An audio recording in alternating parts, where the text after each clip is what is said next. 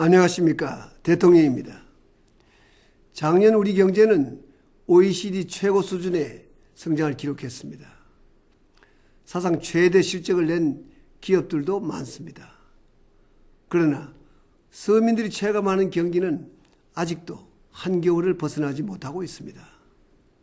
일자리 걱정, 물가 걱정에 힘들어하고 있는데 근래 저축은행 비리 사건으로 인해서 서민들은 상대적인 박탈감으로 크게 분노하고 있습니다. 정말 가슴 아프고 깊이 고민하고 있습니다.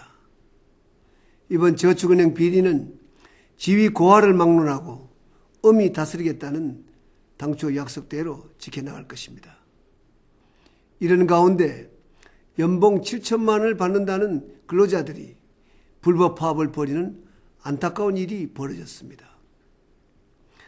평균 2천만 원도 못 받는 비정규직 근로자들이 아직도 많습니다. 그 3배 이상을 받는 근로자들이 파업을 한 것입니다. 이번 경우는 단순히 그 기업만의 파업이 아니라 전체 산업에 미치는 영향이 크기 때문에 국민들을 불안하게 했습니다. 기업 한 곳의 파업으로 전체 산업을 뒤흔들려는 시도는 이제 국민이 결코 용납하지 않을 것입니다. 작년 발레오 전장 경주공장도 같은 일이 벌어졌습니다. 이 기업의 평균 연봉도 7천만 원이 넘었지만 회사는 적자를 보고 있었습니다. 상습적 파업이 계속되자 해외 투자자는 국내 공장의 문을 닫고 철수하기로 했습니다. 다행히 문을 닫기 직전 노조는 극적으로 상생의 방향을 택했습니다. 그 결과는 놀라웠습니다. 작년 매출이 이전 3년 평균보다 36%나 늘었다고 합니다. 당기 순이익도 2년 연속 적자에서 벗어나 창사 이래 최대인 400억 가까운 흑자를 기록했습니다.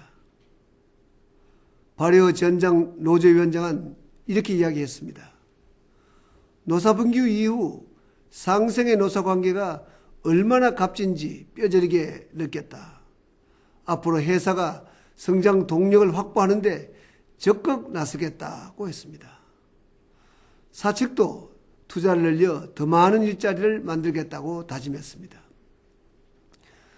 조건은 비슷했지만 크게 엇갈린 두 기업의 사례가 많은 것을 일깨워주고 있습니다. 파업하고 기업 문 닫고 최악의 사태를 겪은 다음에야 협력과 상생의 중요성을 깨닫는 일이 더 이상 반복되어서는 안 되겠습니다. 스위스 국제경영개발원이 발표한 세계 경쟁력 평가 결과 우리나라의 노사관계 경쟁력은 59개국 가운데 53위에 머물렀습니다. 우리는 지금 전 세계를 무대로 치열하게 경쟁하는 21세기 글로벌 경제 시대에 살고 있습니다. 그간 우리나라에 대한 투자를 꺼리는 요소 중에 하나로 늘 노사 문제가 지적되어 왔던 것이 사실입니다. 최근 노사 간 대립이나 파업 없이 협상이 타결되는 등 우리 노사 문화도 상승의 방향으로 나아가고 있는 것은 사실입니다. 아주 좋은 현상입니다. 이러한 상승의 노사 문화가 정착된다면 생산성이 높아져서 인건비가 다소 높더라도 국내 투자가 더욱 활성화될 수 있습니다. 우리나라의 취업자 1인당 노동 생산성은 OECD 31개국 가운데 23위입니다. 전문기관의 연구에 따르면 우리 기업의 생산성을 10%를 높이면 유가가 45% 오르더라도 경쟁력을 유지할 수 있다고 합니다. 여러분 기억하시겠습니다마는 상용차의 경우 파업 사태 전까지는 자동차 한 대를 생산하는데 106시간이 걸렸습니다. 그러나 노사관계가 안정된 뒤에는 38시간으로 줄어들었습니다.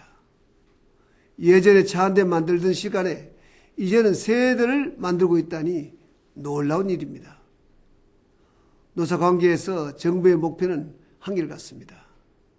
근로자의 삶의 질 향상과 기업의 성장이 함께 가는 것입니다. 보다 나은 일자리를 많이 만들어서 비정규직 근로자들의 고충을 들어줄 뿐만 아니라 새로운 고용을 창출해야 합니다. 노사 협력이 생산성을 높이고 투자가 늘어나면 일자리가 많아지는 상생 경제를 반드시 이루어야 하겠습니다. 이를 위해 정부는 노사의 자율성을 최대한 존중하되 노측이든 사측이든 법과 원칙을 공정하게 적용해 나갈 것입니다. 노조의 불법화뿐만 아니라 근로자의 권익을 침해하는 불공정 사례에도 엄정하게 대처할 것입니다. 상용차의 경우 지난 2009년 큰 갈등을 겪은 뒤에 기업도 노조도 변화해서 적극적으로 노사 상생 프로젝트를 실천했습니다. 박영태 사장은 처음엔 노사가 자리를 함께하는 것이 어색했지만 비전 선언 후 등산, 워크숍 등을 통해서 열린 마음으로 대화하다 보니 서로를 신뢰하게 되었다고 말했습니다. 그 결과는 놀라운 것이었습니다. 근로자 자신이 존중받고 있다는 느낌, 마음의 인센티브가 물질적인 인센티브 못지않게 중요하다는 것을 알게 되었습니다. 노사관계 분야의 세계적인 석학 토마스 코칸 MIT 교수는 앞으로는 노사가 일자리 창출과 고용 안정을 위해 힘을 합쳐야 한다고 강조했습니다. 존경하는 국민 여러분, 올들어 유가 상승과 유럽 재정 위기 등으로 세계 경제가 여전히 불안하지만 저는 우리 국민의 저력을 믿고 있습니다. 큰 파도를 헤쳐나가려면 배에 탄 사람들이 각자가 제자리를 잘 지켜야 합니다. 대한민국이 세계 경제의 험한 파도를 헤치고 전진하고 있는 지금 모두 각자의 자리에서 흔들림 없이 최선을 다해야 하겠습니다. 근로자와 기업 그리고 정부가 한마음으로 노력해서 올해를 상생 경제가 확고히 자리 잡는 해로 만들어 나갑시다. 고맙습니다.